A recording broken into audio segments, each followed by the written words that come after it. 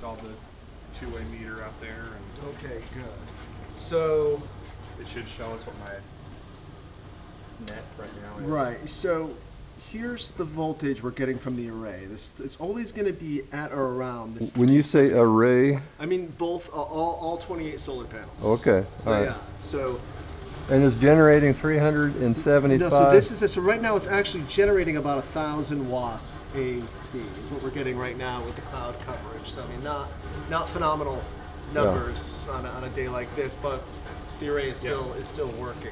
So just to kind of interpret a little of what we're seeing here, the power AC in watts. So that's what we're seeing right here. Now that's the instantaneous generation. So that's what the inverter's putting out, moment by moment. This volts DC, VDC volts DC, that's the incoming voltage from the panels. And that's always going to be somewhat close to that number, and that voltage is actually being dictated by the inverter. The inverter is telling the optimizers, which are mounted at each panel, how much voltage it wants. And that's effectively how it optimizes the power, by delivering that stabilized voltage across the all 28 panels and adjusting the amperage to make sure each panel is putting out the optimal amount of wattage it can at any given time. This number here, 28 of 28, those numbers should always be equal. They should always be 28 by 28. What that's saying is it's picking up 28 of the optimizers out of the 28 installed. So those numbers always want to match, and they always want to be 28. As you cycle, 248.9, what is that? The first number there. so that is the actual grid voltage. So we're at a residence. We're running 240 volts is what we get from the grid, and it's never truly 240 volts. The utility delivers somewhere in that ballpark. CoServe's pretty good. We're at 248.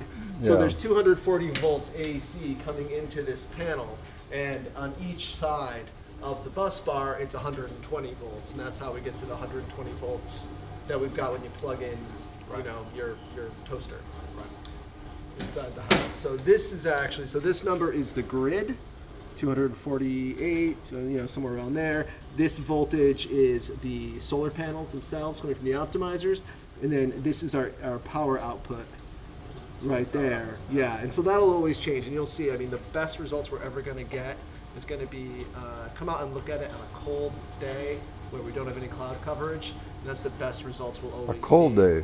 Yeah, because the panels do better when it's colder. Heat kind of suppresses voltage. So on the hottest days, we actually don't get as good results moment by moment. We get more energy overall in the summer months because we've got a lot more sunshine. Right. Okay, so right now it's saying 813 watts. 813 watts. And so this inverter, what do we have here? A 5,000 watt inverter. We have a 7,600 watt inverter. So this number theoretically will probably be maxing out somewhere in the 5,000 to 6,000 watt range. On a real cold day of bright sun. On a real cold day, bright sun. And a real hot day, bright sun might be probably closer to 5,000. Okay, so it's not a big difference. It's not a huge difference, but that is actually why when we install the panels, that's why we don't put them smack against the roof. Because we want some air flowing under those panels so they'll run at least a little bit colder or cooler on a very hot day. Right. When you put a temperature gun underneath there on a hot day, and then you'll see degrees about 130 to 140 degrees Fahrenheit, it gets warm. So that airflow is real important. So what's the first sign this thing's not working? I see this says on. Yeah. So obviously that means it's on, but right. So this is the main. This is what's called the DC disconnect switch. So all the DC circuits coming off the panel, roof are coming right in here. So if you were to and turned into the single phase alternating current. Alternating current. Exactly. Yes. So this inverter's got two main jobs. One of which is taking that direct current, turning it into alternating current, and the second job is communicating with CoServe's grid.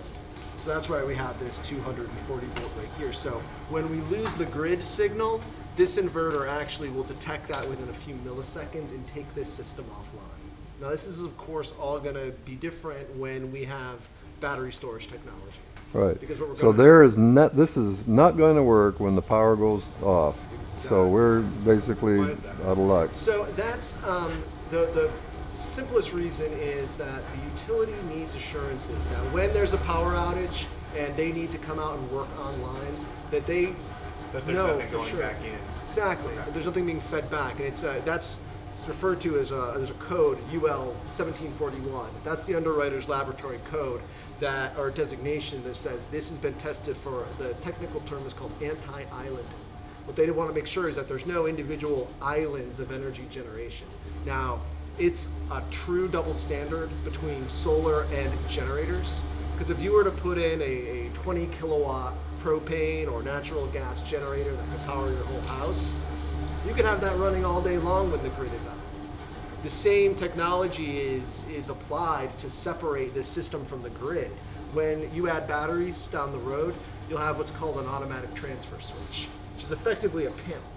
Looks just like that, only it has that automatic transfer switch. So when it loses the grid, it's going to throw the power from these circuits onto any circuits that are put on that automatic transfer switch, and so it won't run the entire house. It will run only what's put onto that sub panel, and that The will, important things like a fridge and maybe air conditioning for part of the house, and Exactly. of course the important thing like a toaster and Yeah, the critical loads, you know, and so we call it those critical loads, because if you want to back up the whole house, you can do it. It's just gonna, you know, you'll have to take out a mortgage to pay for it, because the batteries, even today, they're still really, you know, they cost a pretty penny. What's the latest on the Tesla battery delivery? Man, since we started talking, what was that, a few months back? Right. We are still hearing Q2, Q3 of 2016. Okay. So, and there's a firm out of Austin called Treehouse, which they are a home energy efficiency firm, and no one can understand it, and they won't tell me how they got this nice relationship with Tesla. They're listed on Tesla's homepage as a partner, and they are a storefront, walk-in, like small, seemingly, you know, unaffiliated establishment down in Austin that somehow got this great deal to be, with Tesla. And they won't, they can't tell you when. I mean, I've called them as Andrew from Axiom Solar. I've called them as, you know, Andrew, unnamed civilian, you know, just trying to get some information. They do not know when they're available. So they just keep saying, you know, well, sometime this year. But, you know, you guys are high up on our list of clients to. Okay, so Treehouse is where you would buy through them? They're the distributor? If we can't get that deal, because we've applied to Tesla to be a distributor. Yes. If we can't get the deal with Tesla to be the distributor, we're going to go after Treehouse, because they're looking, they don't have anyone to install for them. So Right. we're saying, okay, worst case scenario, we'll be their installer. Right. They can sell it and we'll be the installer, just so we can give our clients what they want, which is, you know, So how high up are the banners on your list of, you're pretty high up. I mean, you're in the top 10. how many do you have on your list? I mean, officially we've got about 16 Uh-huh. people on the list. Unofficially, everybody wants it. You Yeah. know, but it's the kind of thing where everyone wants it. And when we Okay, actually but can Josh get and it. Marissa are in You that? guys are, yeah, oh, you guys okay. are. Not too worried about that. But Okay. so if the worst case scenario, and truly worst case scenario, very unlikely, but the grid were to go down for an extended period of time, is there any way to generate electricity for the house? You could do it with DC. You know, and this is where we get into guerrilla solar. Remember we were talking about that DC fridge, that you could also buy DC heating and air conditioning for the room out there? Hold on, just look. Yeah, well, that's what we're talking about. You know, because this inverter will effectively become useless to us in the event of a grid outage. It needs the grid to work, and this is every inverter on the market. They can't work without the grid. So what you would do if, you know, just worst case scenario example is you'd go out, you'd buy a charge controller, you'd buy some batteries, you'd pull the DC out from here, you'd plug it into that charge controller and start charging batteries with it, and then you could buy a small off-grid inverter and convert that back into AC and run some stuff So on it. it won't even charge the batteries when the grid's down? This won't. This won't charge the batteries when the grid Will they is have a down. direct DC connection in the Yeah, batteries? yeah. So with the So if we have wall batteries, Mhm. which we will, and the grid's down for an extended period of time, the panels can directly charge the The batteries. batteries. Right, 'cause And I that's can all- use a limited amount of power. Yeah, because that's all DC. Yeah. So essentially, we're kind of Just making sure that this wasn't, blocking wasn't sitting in between. right. Absolutely not. Yeah, I mean this Okay, is this. just- this okay, you lost me. So Power's down. power's down. You got a battery. Right. All right. So This no longer lands here. right. This lands over here. At the At batteries. the charge controller for the batteries. The batteries are generating 12 or That DC. Yep. Okay. So the batteries. That's going into the inverter. Batteries put out DC, and that DC to the inverter effectively looks like the grid. It's Okay, basically, It's okay. basically tricking this into thinking it has the grid. Okay. Is how that works. So the first stop currently, with a grid tied system, the first stop is right here, and then it's to the house or it's to the panel. Okay, good. With the batteries, So I can be completely self-sufficient when I put in batteries. Yeah. In the world we're gonna have. Yeah, it's effective. Yeah, right. We're in the post-apocalypse now, and you've got sunshine, you've got batteries, and you've got neighbors, banging down your door to get in and charge there, whatever. So effectively, what we do. So there's grid tied, which is what we do most days. We've got the hybrid, which is grid tied with battery backup, and then you've got your off-grid system. A grid tie with battery backup is all well and good as long as the utility is functioning. Then you've got the battery for emergency power supply when the grid is down. If the grid goes down, for an extended period of time, you're effectively operating as an off-grid entity. Right. And Okay. that's just So with the Tesla battery, what can you expect if the grid's down for a year? right. Is the battery going to be able to keep up with your basic needs? So those batteries, and again, we don't have access to any high-level specs. All we've been able to garner is what's on their website, and what it looks like is that 10 kilowatt-hour battery. They've got two different models. 7 and the 10. They've got the 7 and the 10. The 10, and I may be getting this backwards, but I believe it's the 10 that's designed for daily cycling. No, it's a 7. The 7's designed for the daily cycling. So I was thinking to get 2 of them. Right. Because the website's now saying they're like $3,000. Yeah. So just for the material, crazy it's pretty exciting. Now you got the installation. So let's call it high-end 5 apiece. Right. That's nothing. So the difference there is, a battery's lifespan is determined by the number of cycles, the number of times it's charged and discharged. Right. That's going to determine the battery's life cycle. 25-year warranty for daily cycle batteries. That's pretty. It's Wow. pretty great. It's pretty great. And so that battery is really. I mean, it's modeled after the Tesla battery technology. Those you're driving that car daily. Yeah. It's designed to be cycled. The battery that's designed for the emergency power backup, I think, is designed for maybe a dozen or so cycles monthly. Yeah, a weekly. So it's called a weekly cycle. So I think it's only half a dozen cycles a month. Right, which is fine if you're only using it for emergency power supply. You could cycle it more than that, but you'll only be able to, essentially, when we're designing an off-grid or a battery backup system, you kind of reverse engineer it, starting with how many circuits and how many amps do we want to supply power to.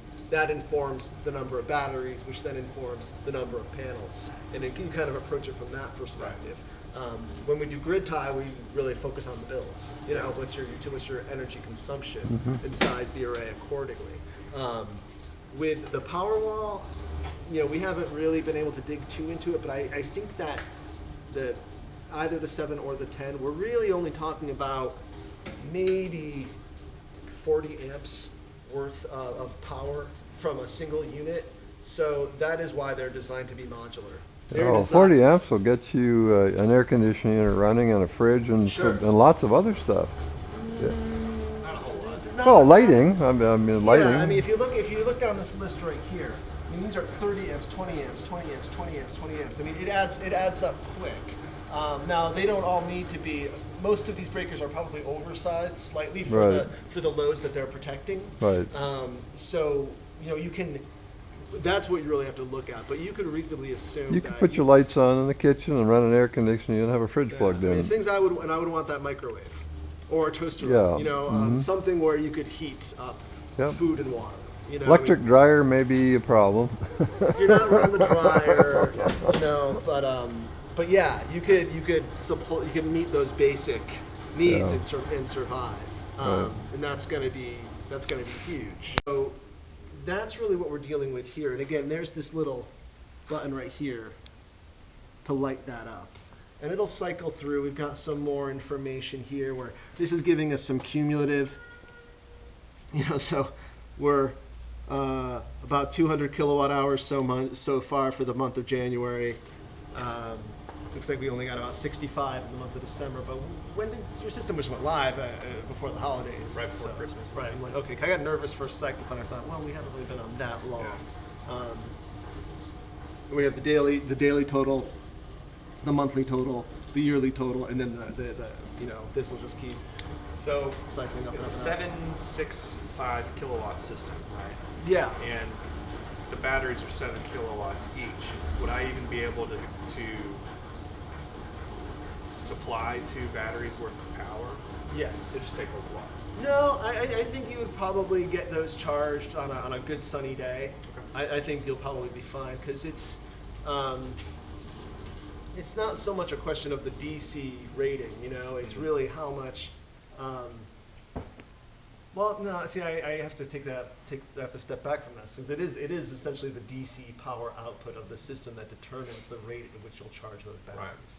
You know, and that's what the off-grid guys. And there's one member of my design team, Charles, who you may have gotten emails from. He's our off-grid guy in the office. I mean, when it comes to batteries, there was a time when I was in school 6 years ago when I was pretty good with calculating the amp hours and stuff, but the number of battery systems we do is so minimal. I mean, it'll be a different scenario when you have An accessible battery like the Tesla. yeah, then people are really, we're going to see a lot of adoption. But to date, you know, we do maybe 1 or 2 a year, and you know, so I'm not It's heavily pretty on much it. the entire reason we're doing it. So like I'm really happy. Yeah, to we're cut not doing it for the $1,200 ROI. Yeah, Yeah.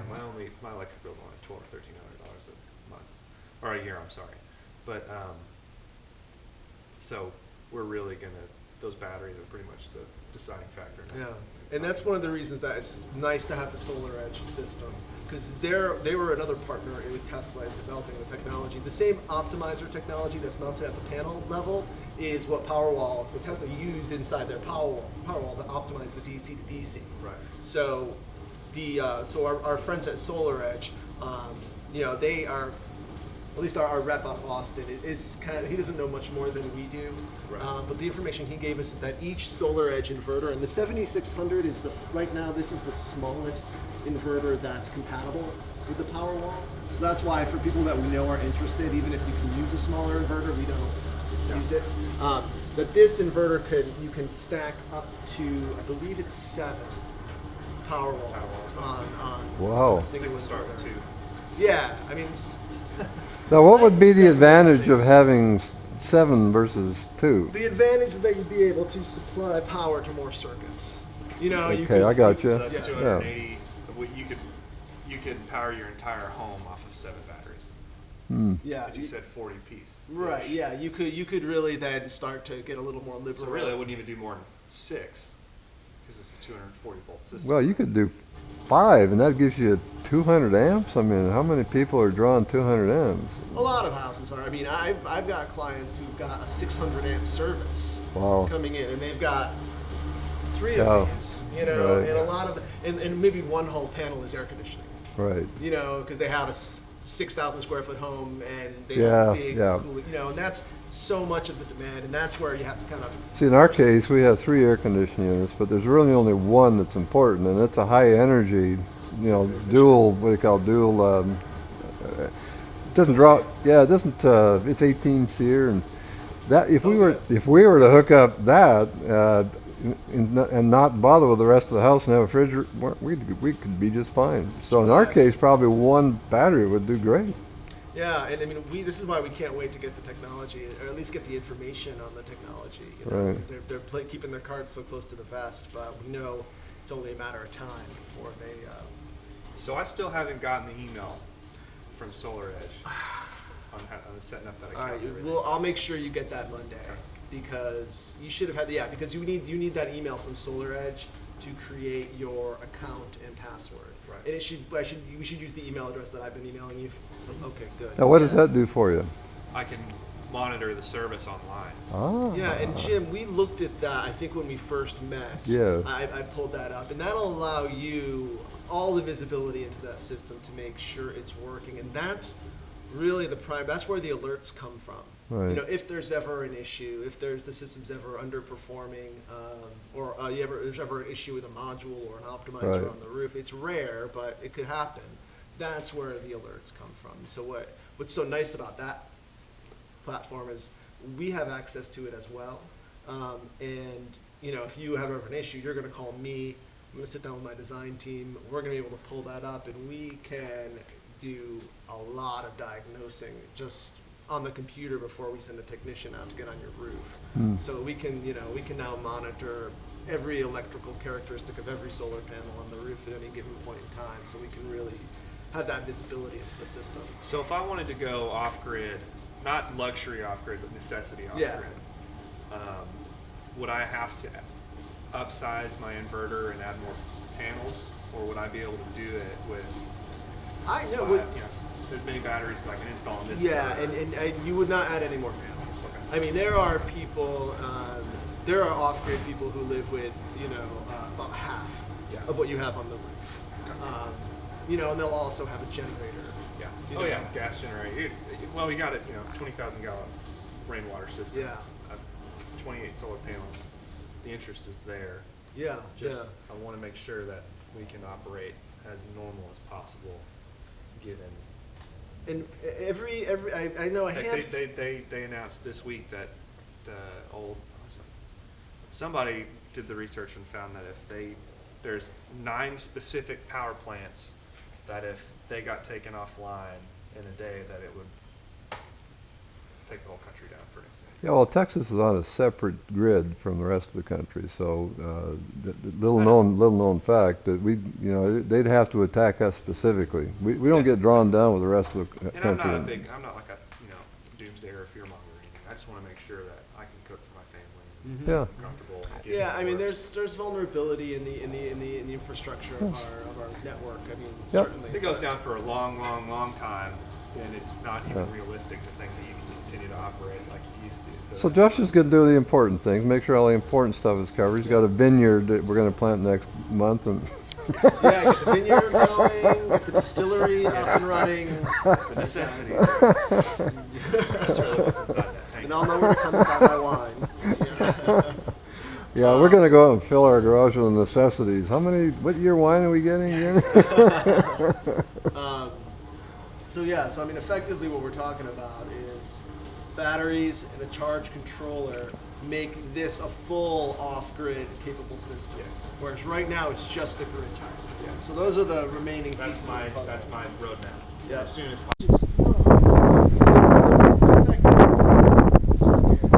Which to the inverter, it looks identical as to the power's out. So this effectively separates the inverter from the grid. And this is required on every project. The utility wants, to see if anyone ever shows up, they can So really why clearly would see. we shut this off? You wouldn't. Well, the only time I would say, in theory, if you ever wanted to turn the system off, would be is if you were having work done on the roof. If you were doing any work on Replacing the roof, shingles or replacing something. shingles, if anyone was going to be coming in contact with the system, you would want to shut this off and then shut the DC disconnect switch at the inverter off, just to make sure the system is down.